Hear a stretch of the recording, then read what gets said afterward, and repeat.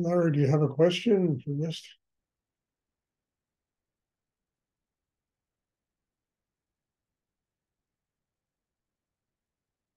Can't hear you.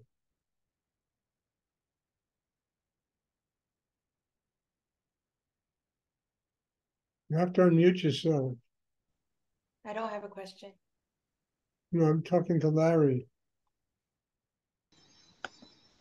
Okay. Okay. Yeah. Okay. All right. So last night we were talking about the past and how it's no longer relevant in the present, and that how we interpret it is not the same as what was. But Mhm. if you had a early childhood trauma in the past and it stays frozen in the body, which means it's still in the present, that's often very challenging to burn it up in the hara if you're dealing with that kind of situation. We're all dealing with that kind of situation. And yet yet the power of this meditation, the power of the chakra system will give you the strength to burn up all of that stuff that happened in the past. So that it doesn't become a dominating influence on your life today. It's already happened. And the whole purpose of spiritual practice is to build a system inside that can live in the moment, in the now, and have the strength inside to truly break down anything that's happened to one in the past so that it doesn't interfere with that. That's the purpose of all of this. And there isn't anyone alive who hasn't been through some kind of trauma in their life. Sexual traumas and parental traumas and relationship trauma, all kinds of money traumas, but that shouldn't stop people if they want a spiritual life. They can use the craft of this meditation to transform the trauma into energy, to chi. Now, this is not easy to do. You need a lot of training to learn how to do this kind of thing. But it makes it possible for us to truly, you know, uh, look, if you're wrapped up in some kind of traumatic thing that happened 40 years ago, you're never going to get your heart open. And if you're never going to get your heart open, you're never going to be able to have enlightenment. So the whole purpose of doing this is to break all that stuff down so that we can emerge in the present instead of letting things that happened to us 4 lifetimes ago determine the way we live today. That's just excuses to me because all of it can be transformed. And when I hear that from people, I don't, look, somebody sent me an email today. It was like, I mean, oh my God, you know, person living in hell. And in one of my tantric things, I don't remember which one, he said the fastest path to the pot of gold is through the dragon's nest. And when you go through the dragon's nest or that pot of hell that people live with, emotions, the mental stuff, that, instead of being sucked dry by that, you master it. You can use it to get stronger inside. I've been doing it all my life, for God's sake. I'm not talking from not having done this. I used to throw myself into absolutely outrageous situations. And the only way I could get free of them was through the dragon's nest and using the power of that energy to get to God and to draw down the Shakti that could help me get to that pot of gold at the other side of the dragons. It's all a metaphor for a spiritual life. And, kind of being born on the earth is entering the dragon's nest. You can allow it to defeat you, or you can understand. You have the power, the will, the craft, a meditation practice to transform the dragon's nest into a pot of gold. I mean, I've said it many times. The Buddha said, the fastest path to God is suffering. And it's true.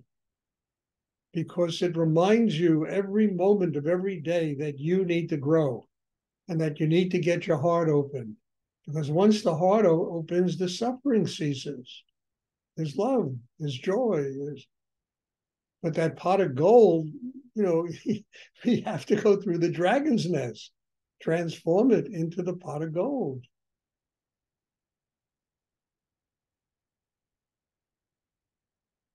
So I don't find that as an excuse. I find that as using something that happened 30 years ago as a reason not to live your life in the present. And human beings are remarkable creatures. I mean, they can make anything work for them if they apply themselves to doing it. They certainly apply themselves to making money. And I mean, the pot of gold, is $1 billion bank account today. And all energy is focused on that, getting through the dragon's nest to that pot of gold. The pot of gold is in spiritual enlightenment. And it's the same energy, exact same energy that people use to succeed in the world, that it'll enable them to succeed inside themselves, and transform all of the hindrances and blocks into a spiritual life. And that will never negate money either. I mean, if money happens to be in your karma, you're going to make plenty of money. Success, marriage, love, children, none of that is negated. It all can be used as an excuse not to have a spiritual life. Then it becomes the dragon's nest.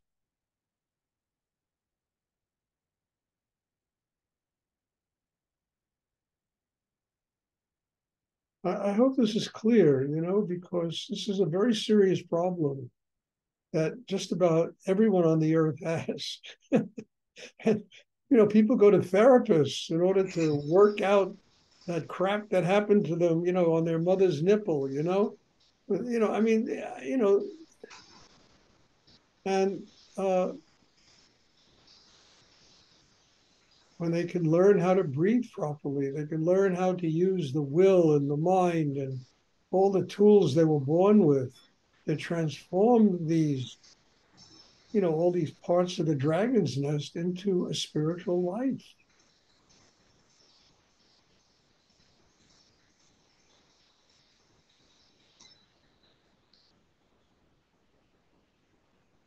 Thank you, Stuart. You're welcome, Larry. I hope it's clear, because it's very important.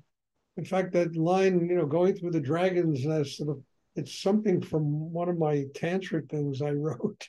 I don't remember which one, but eventually it'll come out. It'll be published, or whatever, it'll be on my website. Does anyone else have a question I would like to ask? And what I love about each and every human being is that there is the possibility to do what I'm talking about. Because everybody has chakras, they have the tools, the mind, the breath, they have will, they have need. It just depends on how all these things are focused and how they're used.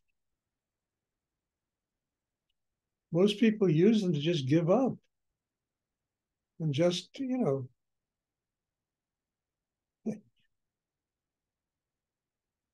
just give up everything, and just, they live day by day.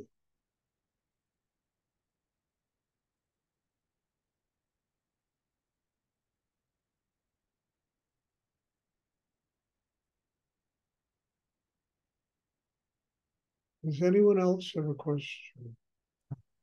It's me, Paul. Where does that metaphor come from? A dragon. Where did the Why dragon?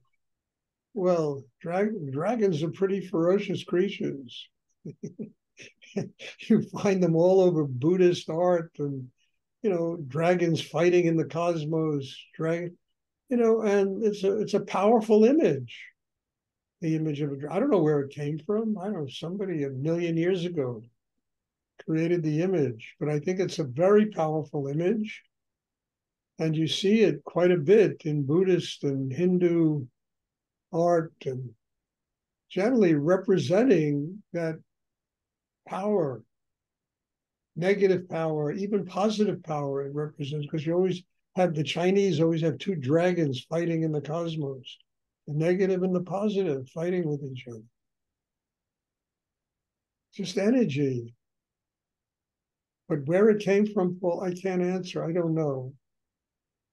I don't know who devised it originally.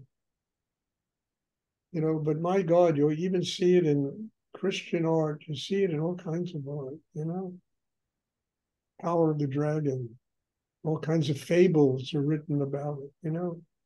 You know, you get the pot of gold, you got to slay the dragon, you know. But I think it's a wonderful metaphor, because what is the dragon? It's all the resistance in every one of us that has to be slain in order for us to become one with God. The pot of gold is a symbol of enlightenment. The damsel in distress is a symbol of enlightenment. The Shakti, the union with the Shekhinah, the female energy, you know. In order to unify with those things, we have to slay the dragon in ourselves. That ferocious creature called negative psychic energy that's inside every human being. And the job of a person here is to slay that creature so the soul can evolve and attain enlightenment.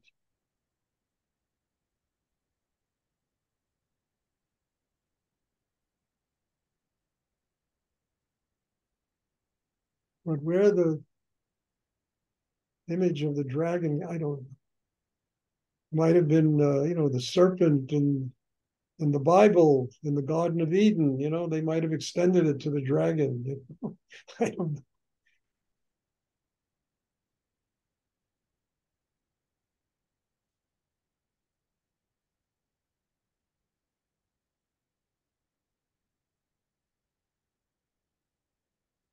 This friend of mine, Moray, you know, he's a very wonderful artist, and I used some of his paintings in my book.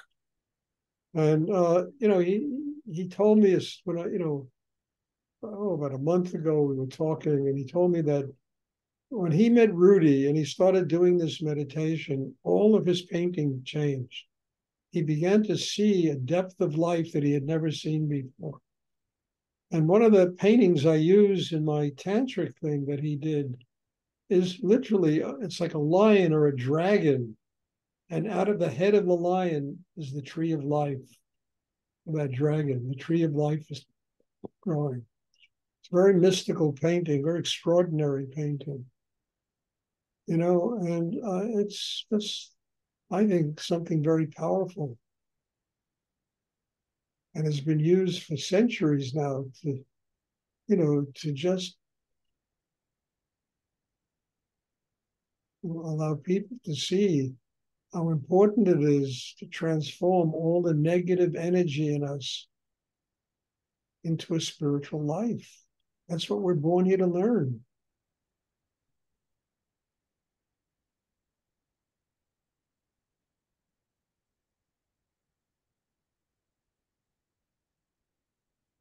Does anyone else have a question they would like to ask?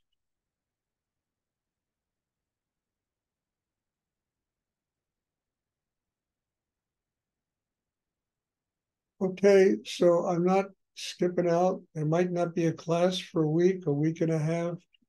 I have this thing I have to do to get taken care of, and then I got to recover from it.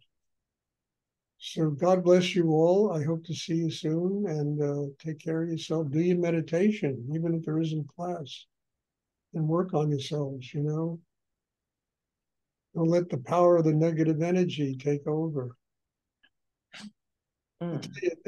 It's kind of sad. I met somebody about 3 weeks ago I hadn't seen in like 15 years.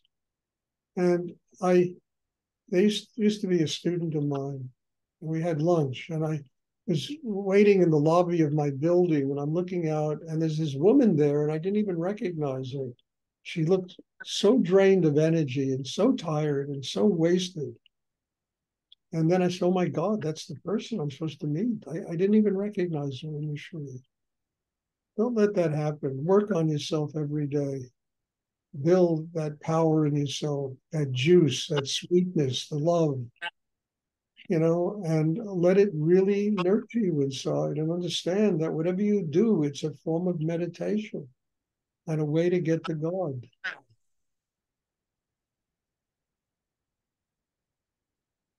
Okay, if there are no more questions, God bless you all. Thank you.